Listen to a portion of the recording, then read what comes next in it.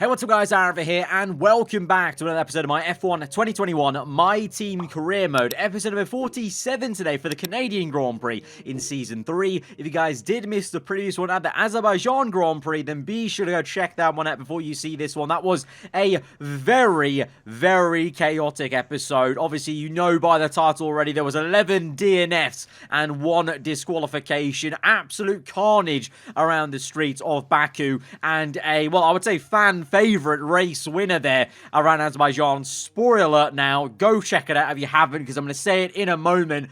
Mick bloody Schumacher went on to win his very first race in Formula 1, his first for the team, and it's a Schumacher back on the top step of the podium at Baku. That was amazing, and it was a very, very decent race for us. At the end, a little bit bittersweet, because Lando Norris, our main, man near to us in the championship, I would say title rival, but it's still early days. I don't want to get too ahead of myself, because other people could, throw the hat into the ring, per se, but right now, me and Lando are top of the championship, and so our closest man in the standings was able to overtake us on the line with a photo finish, kind of, Bottas-esque at Baku and Lance Stroll, wasn't it? So, yeah, it was close stuff there, but to be honest, I'm kind of happy we just survived that race, because we could have easily have been caught up in any of that kind of altercation, the crashes that were happening, especially at the, the end of Sector 2, when the Haas crashed with the Hamilton and kind of caused that massive pile-up. That, we could have easily been caught up in that if we weren't careful. The luck definitely went our way and went Schumacher's way and everyone else that basically finished. The top 10 that finished all got points and all deserved to get points after just making it through to the end pretty much of that crazy Grand Prix. But now we're set for a bit more calm, maybe at the Canadian Grand Prix, Montreal. One of my favourite circuits on the F1 game, so I'm hoping we can go well. Our car should technically go well. We've had an upgrade come in for this Grand Prix on the engine side of things, I think that was, with the energy recovery system. So a small upgrade to try and bring us a little bit closer to Mercedes on the R&D graph. Ferrari and McLaren, no upgrades for them. A slight upgrade for Red Bull and Williams, who closed back up to Aston Martin in the R&D graph. But we've seen, obviously, from Baku, Mercedes had a tough time once again. So this chart, not entirely accurate. The focus of the AI means so much. And right now, you've got to say, Schumacher, I haven't actually bothered to actually check on the main menu for the career mode, but I reckon his focus has probably been boosted quite a lot by getting a race win. So is this the beginning of seeing an uptick in Schumacher's performance in terms of, is he going to get regular top 5s now? I said it last episode, if he just continues to get top 5s, I'll be happy. That's enough for me in terms of supporting me as a teammate in the championship when it comes to the constructors versus Ferrari and McLaren. So let's see what he can do around here, Montreal. But like I said, one of my favourite circuits on the F1 game entirely ever since I started playing the F1 game. I don't know what it is about Montreal. I just really love the flow of it. And to be honest, as a country, I love Canada. I would love to one day go to this Grand Prix in real life. And obviously it was a great place for me to watch as a Jenson Button fan in 2011. Anyway, anecdote over about Canada. Let's get into it, into Q1. And you can see it is wet and wild. It is raining intermediates, but it will be drying out as we go on through Saturday. We do have a dry race forecast. So right now we just have to get through this part of qualifying and get to the dry period. But we're setting a pretty damn good lap, I would say, on intermediates there, going second of all, purple, and then just losing out a little bit in the last sector there to Valtteri Bottas, but looking good. But towards the end of Q1, the rain was going away, so it was actually going to dry up, and I saw there on the mini-map there, I think that's a flurry of AI going out on dry tyres, so I had to go on as well, because if we don't go out, we're going to get knocked out in Q2, because the track evolution is massive. I mean, literally through turns 1 and 2 alone, we've gained 1.5 seconds. Everyone and their mother is setting the fast lap of the session. So we go across the line there, and in the end we match Mick Schumacher. He's in P6, we're in P5 there, and we get through. Pierre Gasly, though, was knocked out and caught out there, along with the Aston Martin of Lance Stroll, and Ocon as well, the Alpine. So 3 guys caught out there, and it means the likes of Mazepin get through in the other Williams, and both Alfa Romeos are through into Q2 for the first time in a long while in this career mode. Mode series. That's going to be then the last of the changeable conditions when it comes to this Canadian GP weekend, as we're now into the sunny Q2. We're kind of in the middle of the session because it was overcast still at the start of Q2, so I thought I'd kind of wait a little bit for the track to warm up a little bit, the sun to hit the tarmac, activate everything a little bit, and also everyone else has done one run, got some rubber down, so here we go then, going for our first flyer, and hopefully only flyer to get us through into the top 10 shootout there. Only 8 hundredths off what is the fastest time at the time. Then I stayed in, and I was confident of myself of getting through because we're P4, 800th off the top. Everyone else improved by so much, so I actually got very lucky in the end to get through into the top 10 shootout. Mick Schumacher, fastest of all, 500ths ahead of Valtteri Bottas, but yeah, everyone gained about 4 tenths there because I was P4, so close to the top of the timesheet, so only just made it in P10, although to be fair, there's a 2/10 gap to Fernando Alonso there. But George Russell, once again, doing bits for Alpine there compared to Esteban Ocon. He's in Q3, and Ocon was knocked out in Q1. Both Ferraris and McLarens are there as well, so we've got a lot of competition in the top 10 shootout. But Mick Schumacher showing the car has some good pace and showing he is in a good way, but at the moment, a little bit slow in Sector 2 there, taking a bit too much curb actually, ironically there, and that lost me more time than it gained, I would say, because of that back end stepping out. And so across the line, and it's still enough for this first row of the grid right now as it stands.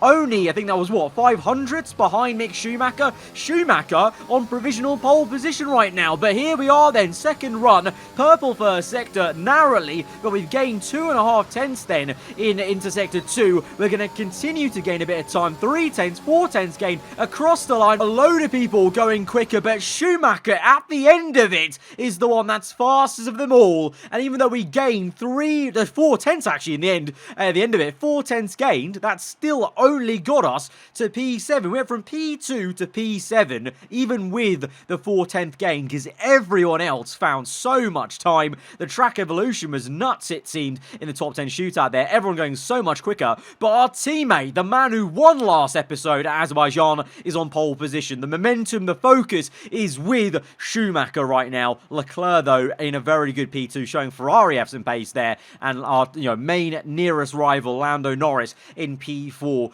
on the same row as Valtteri Bottas, who right now is our in-game rival, actually, ironically. So those two together and joined at the hip for aversing us. But from P7, my lucky number, maybe we can have a good race from here still. Clearly, Schumacher showing the car has pace, so we have to just go and try and hope we can find those last few tenths and have some good race pace. Let's go to the grid.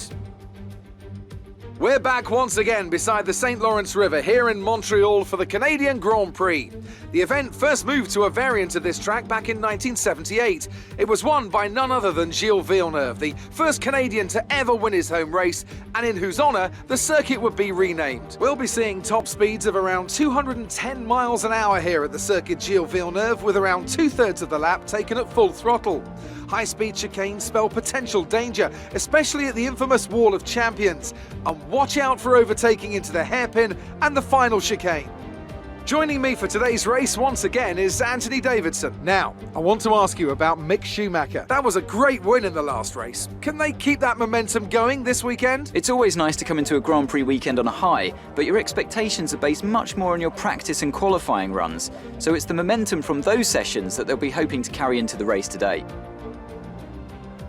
Let's run you through the driver grid order for today's exciting race. Mick Schumacher lines up on pole position, and it's Charles Leclerc in P2. Looking at the rest of today's grid, we have Norris, Sainz, George Russell, the owner driver, Hamilton, Ricciardo, Verstappen and Fernando Alonso, Tsunoda, Eilert, Valtteri Bottas, they've taken a grid penalty, and Mazepin, Giovinazzi, Latifi, Pierre Gasly and Lance Stroll, Ocon, Joe, Lundgaard and Nobuharu Matsushita.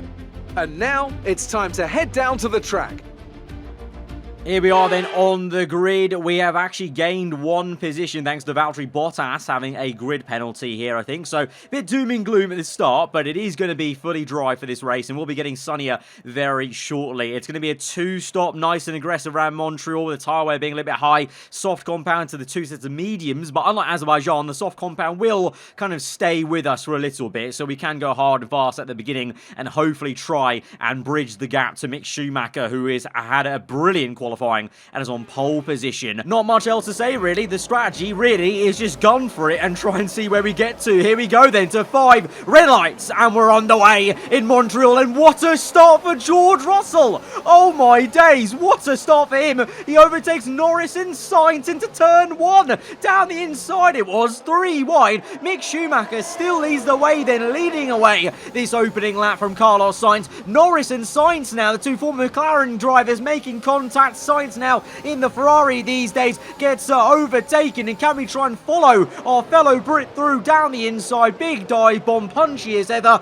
and we're up into P6, and we're chasing after Lando, of course, the main man closest to us in the championship standing. So an important one to try and get on the back of him and try and overtake him, not get kind of swallowed up by this traffic, this very quick traffic, I must say, though, behind us of Sainz, Ricciardo, Hamilton, the two Red Bulls. So much talent right behind us, but we want to try and get away from them, break that 1 second, and try and keep in the tow and the slipstream of Lando Norris. Russell, though, he's up into P3. He's actually had an unbelievable start. Could this be a George Russell podium? Could it be more? Because he's looking so quick. Let's see how much he closes up to Leclerc and Schumacher in the next stages as we now move on to lap number 5 onto 6. We're going well. Purple first sector, green the second. We're going better. Schumacher with fast up the Grand Prix. Then we go quicker. We are the fastest man on track, and so we've got our head down. Like I said, hard and fast racing. There's not too much, waffle to talk about at the start of the Canadian Grand Prix. It's a bulk standard 2-stop. The tyre wear is high, but not too high,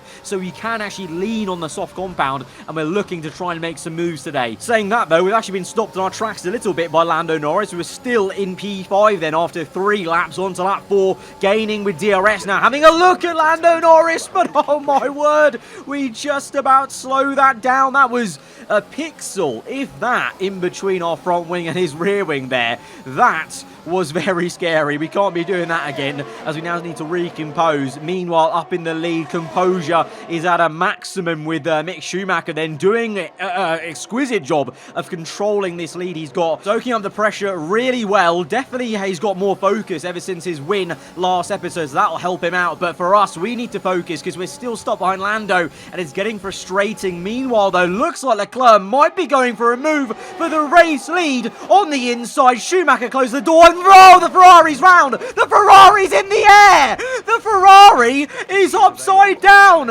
and we've been struck by it. Leclerc, he's hanging like a cow at the Wall of Champions. He's upside down. What a spectacular crash. That is the craziest crash I've seen. The rear diffuser's taken a little damage, but the effect should be minimal for now. And we've got diffuser damage off that contact with Leclerc. I don't know where the diffuser damage has come from, because we hit him on the front end, but we've got front wing damage and diffuser damage.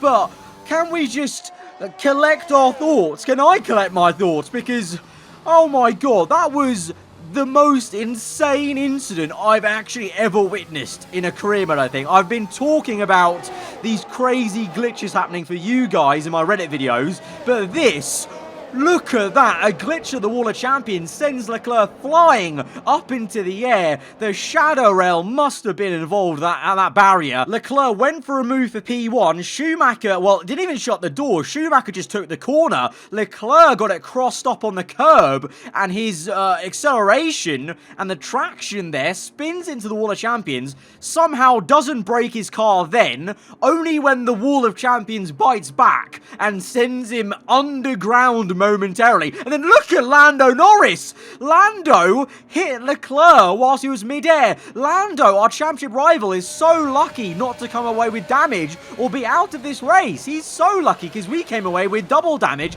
But look at this onboard then. Oh, split-second glitch there, and the Ferrari is just launched, well, into the ground first, and then launched back up into the air. Look at this. Schumacher already takes the corner normally. This is all Leclerc just spinning on the curb, going sideways, now backwards in towards the Wall of Champions, and then...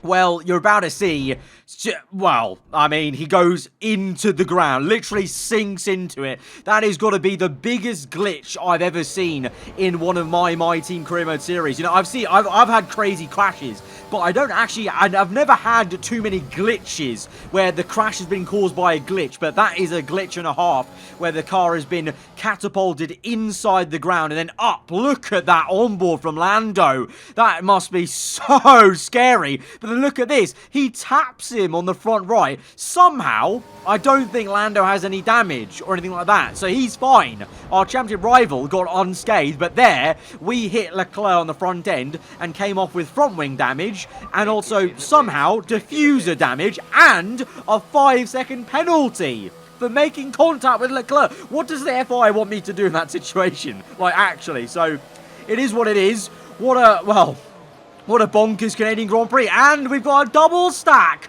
We came in for our pit stop that we have to make for a front wing and also our penalty. But Schumacher decided to come in. He was the race leader, so he gets first call. So that's just me being slower than him. You know, we have to deal with it. But that's also set us back even more with the double stack. To be fair, though, obviously it doesn't really matter too much because the full course safety car, as you would imagine, is out after that unbelievable crash. They had to check if Leclerc was all safe. Thankfully, he is, but that was quite something. And so, yeah, the full course safety car is out. But, yeah, confirming later under the safety car that we very much have damage. You have damage to the rear diffuser. Performance will be noticeably worse beyond this point. Tyre condition is still looking good. Safety car is in this lap. Safety car in this lap. Let's make sure those tyres are up to temperature, and remember, there is no overtaking until the timing line. Stay in position until the green flags. So this is the sit rep then at the Canadian Grand Prix. Leclerc, massive crash. He's out the Grand Prix. We're P19 now, having made a pit stop to change our front wing. We've got diffuser damage though, so that is going to affect the rear end stability. I think acceleration is going to be quite hard for us because the rear end might step out. It won't be as planted as much. So actually, you'll maybe find in a straight line also we're affected because of the lack of acceleration. But we've made that pit stop under the safety car, so now it's all about trying to do the best job we can. We will be quicker than some of these cars though, because you know, the AlphaTauri is so much slower than us on the R&D graph that even with diffuser damage we should be able to overtake him, and even these guys in the train. And at the moment, I'm not going to lie, I think the fresh tyres are helping us out, because obviously we're on fresh mediums. Verstappen on 8-lap old soft tyres because a load of people did not come in for a pit stop under the safety car. So I think the fresher medium tyres are helping me as we try and make a move. You can see we're finding it a little bit difficult. I think by now we would have, you know, under normal circumstances, be past Verstappen on fresh tyres. But my rear end's wobbling, and it's hard to tell from the onboard. But you're gonna have to take my word for it.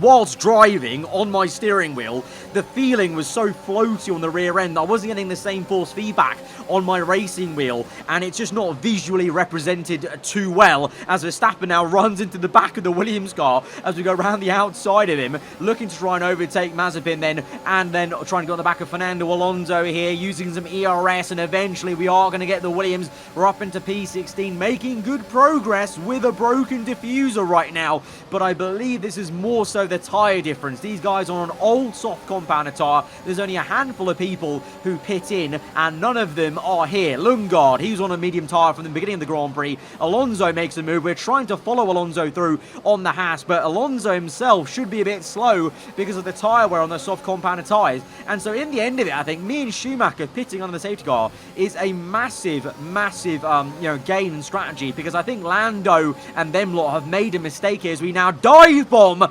2 cars in 1 with a broken diffuser. We have still got it. We've got our mojo around Canada, and we're up into P12 now. Things are looking better because we're P12, and I've only just realised now that we are going to jump everyone, because as you can see, that's the twitch. That little twitch there on that left-hander where I have to go opposite lock, that was the diffuser damage kicking in, because normally I'll plant the power and it'd be fine. At that time, the rear end stepping out. The same thing here, trying to be very easy on the throttle, and then round the outside we go of Giovinazzi, but it's hard to visually see it too often where the damage is, But like I said, anyway, as I was alluding to, we're making good progress, and we're going to make even more progress because everyone ahead of us who's not on the mediums will be coming in. You can see there, Ocon's in, Bottas in, Guan Yu Zhou eventually will come in with Latifi, but right now they're squabbling. We go down the inside and of the Williams, around the outside then of turn 2. Easy does it, a bit of understeer washing in on the front end, but then we find the traction. ERS going to power past Nicholas Latifi down the inside of the home favourite, and we're up into P6 now, and Gasly is the only man ahead of us who's kind of on a different strategy on a hard compound tyre. But even Gasly's in. Oh, Gasly must have had damage or something because he's in on lap 11. So Schumacher now leads the race, and it's a 1-2 for AARBORNE Archer Racing. I don't know how's this happening. This is, I bet you didn't expect this to happen with that crash and that diffuser damage. But because myself and Schumacher and Ricciardo and Russell all pit under the safety car, a free pit stop, we gained massively. But now we're going to start losing some time because there's no more cars that have a tyre disadvantage. And Ricciardo now goes for a move on lap 13. We're going to try and fight him back if we will. I go for the cheeky move of trying to go behind him on that line because I thought that was the detection point. I'm pretty sure it is the DRS detection point, but Ricciardo gets DRS. I'm pretty sure he was ahead of me before that line, and so I was meant to get DRS. So my wily old fox move did not work there. I do feel like we can re-catch Ricciardo because he wasn't gaining on me massively. I let him go on purpose through that hairpin to get the DRS, which I never got. So we are actually back in his DRS. So even despite the diffuser damage, it's not too bad right now. I'm feeling it at times when I'm too eager on the throttle and there's no more rear downforce as there usually would be. But generally speaking, it's okay, and we're keeping up with Ricciardo. Being in his DRS is helping out a lot, but to be fair, you can see we're losing time a bit to Schumacher, who is now 9 seconds in the lead. Mick Schumacher dominating the Canadian Grand Prix, having won the last race. Could it be 2 in a row? We'll find out at the end of this one. But let's right now focus on the fight with Dan and Ricciardo right now. On to lap number 16, going for a move on the inside for P number 2. Ricciardo pinches us a little bit into the inside of turn 1. We come back at him though, bit of understeer, pushing us wide, but we get a really, really lovely launch. ERS deployed, but Ricciardo's still there, and he goes for the dive bomb, and we go for the switchback from left to right, and we do him on the inside there. Ricciardo was a little bit too eager under braking, and we get back up into P2, but the rear end is stepping a little bit, and that is a massive step. And look at Ricciardo gaining. He's launched with DRS. Russell's there as well in the mirrors now. We need to watch out for it. And now is the fighting with Ricciardo showing off the weakness. You know, in clean air, in normal conditions, the diffuser damage not too bad, but right now fighting, trying to move the car, hustle and harry it left and right. Maybe that's going to kind of, you know, show up the damage a bit more because the rear end becomes a little bit unstable. You know, the rear end's not sticking as well without that diffuser fully working. But right now with DRS in a straight line, it's a simple affair of trying to catch up to Ricciardo through the last chicane, and a really good acceleration zone versus Rick Bobby. DRS is open, ERS deploying across the line on the outside, and we've actually gone so aggressive we nearly got to the apex, but Ricciardo's still there somehow. He's still fighting us. We've been going side by side for pretty much now over a lap, wheel banging now as we're trying to squeeze him and try and keep the position, but Ricciardo is not giving up this fight. He wants this. He knows we have diffuser damage. He knows eventually I'm probably going to have to give up the position, I would say, but right now I'm trying my best to fight for P2 and most importantly fight for Mick Schumacher to maintain the lead by some way. The gap is now 14 seconds, so I think Mick owes me some drinks after this one because we've done him a massive favour as we all have a massive tank slapper, and we just about saved the car from spinning round. George Russell now is in third place in the very quick Alpine, but look at the train I'm forming, so that is why the pace, you know, that's the pace I've got compared to everyone else. Russell, Ricciardo, Hamilton, Norris, all, and Bottas as well, all the way down to P7, being trained by me. Meanwhile, our teammate is in no man's land out in front, but Russell flying past us pretty much. Literally, that is the word, flying. But he gets a little bit crossed up in the last chicane. He gets a bit of overspeed. A lot of these guys are overshooting their brake zones, but Ricciardo flies through. We've got no ERS, and Ricciardo dive bombs Russell. What is going on? What a mad move that was from Ricciardo. He overtook me, and whilst he did the overtake on me, he went on to try and overtake Russell, and he's going to still do it. They made contact for P2.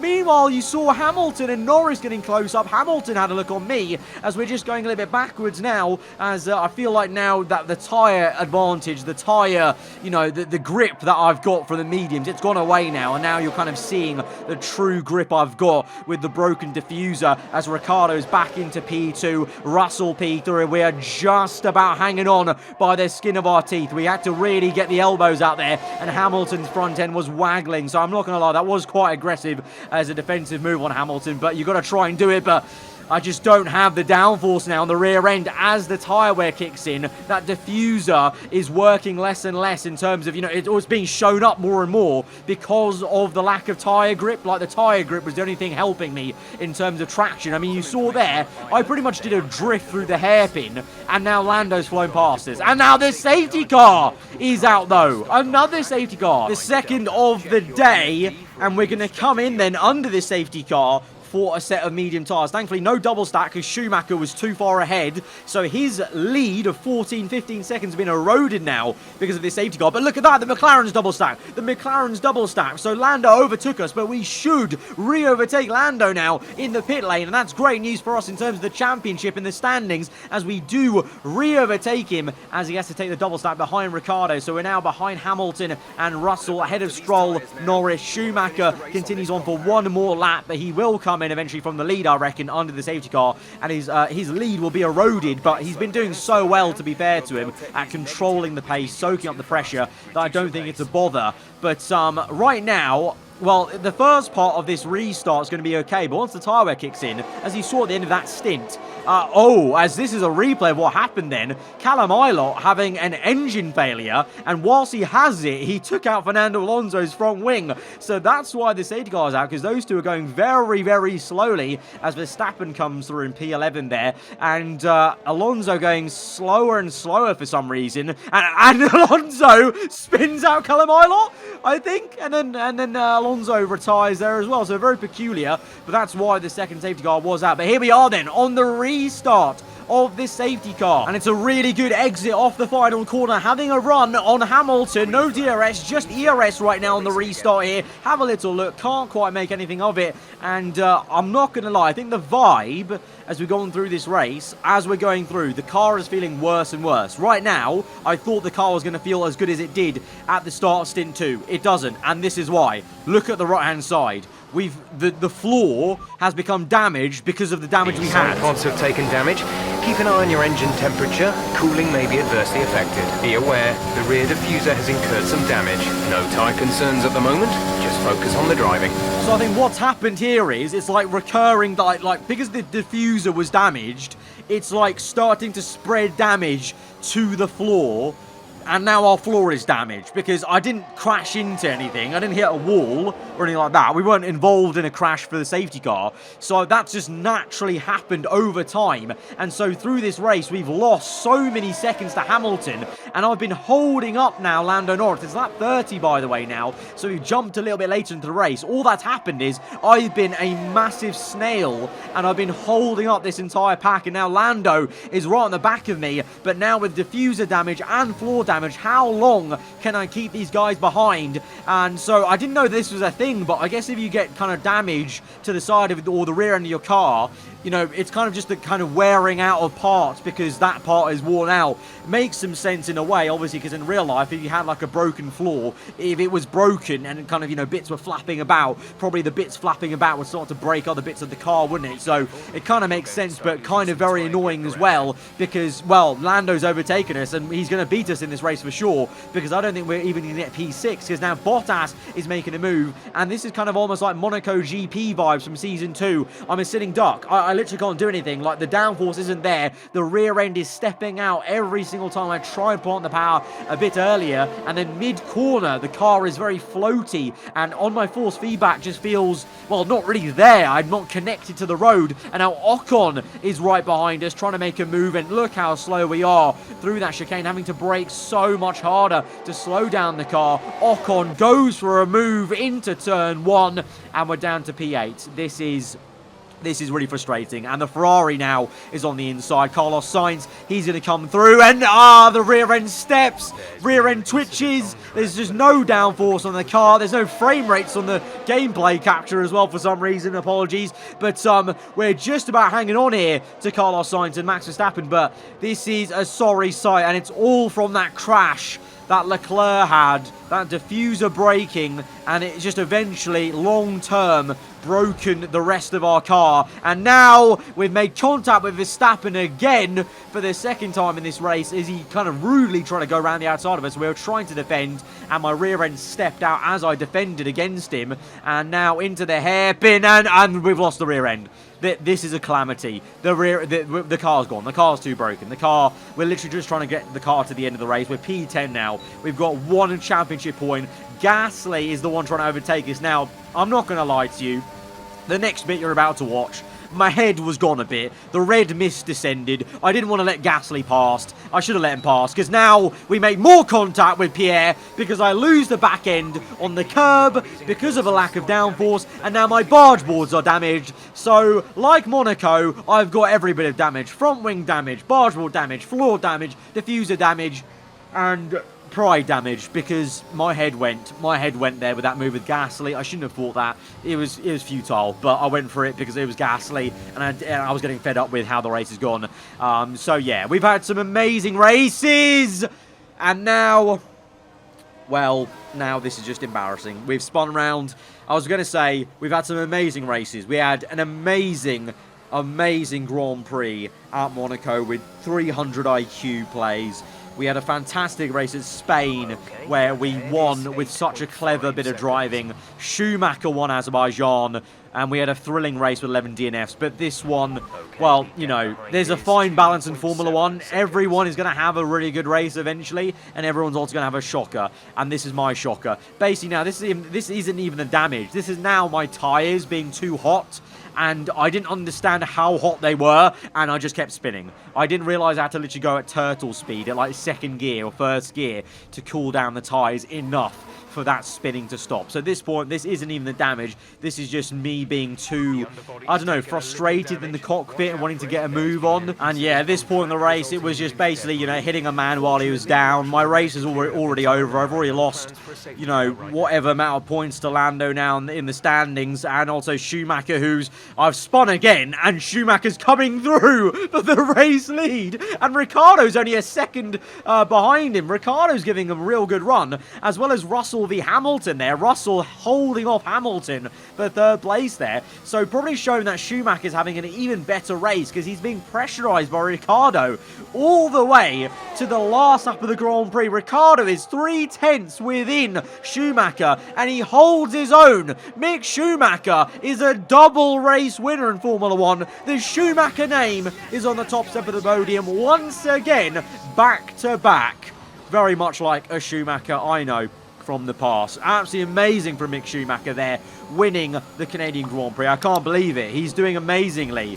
That win at Azerbaijan's changed him. But for me, I can't be upset at the race because the damage wasn't my fault. It was Leclerc's crash. We just got unlucky. So I'm not annoyed at the race. I am annoyed at the race we had, but it wasn't my fault. It just wasn't in our hands today. A truly magnificent drive then, and a great performance from the entire team to secure victory here in Canada. Anthony Davidson, what helped them deliver this result, do you think? Without a doubt, the safety car changed everything today. The key to their success was keeping calm and reacting to the situation quickly. We've seen teams in the past throw away wins because they were too hesitant, but here they were decisive, and that's allowed them to take the advantage. Well, I'm thoroughly exhausted after the excitement of that race, but I'm sure it's nothing compared to our drivers here.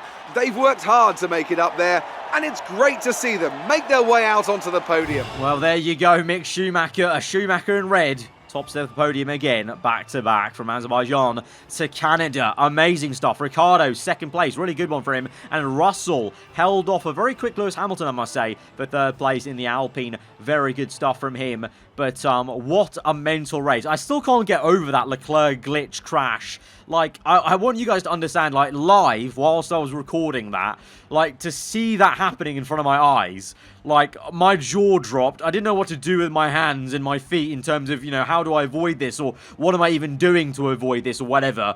But ultimately, that was the crash that cost us this entire race, because the diffuser damage led to floor damage, led to my head being gone when we started losing the back end and dropped down to P10. And then once we're outside P10, it doesn't matter. All the spins, the extra spins and whatnot, I don't really care. Doesn't matter. Doesn't affect the result. I was still going to get 0 points. And so now Lando Norris is 7 points ahead of us in the championship. Mick Schumacher up into P3. Is he, you know, if he continues this form, he could well be in the championship fight. Could we have another teammate in the championship fight? I don't think after the way things ended with Perez and Vettel, that heart attack of a finale at Abu Dhabi, I don't think I can kind of take another championship fight with a teammate and a rival, but it might happen.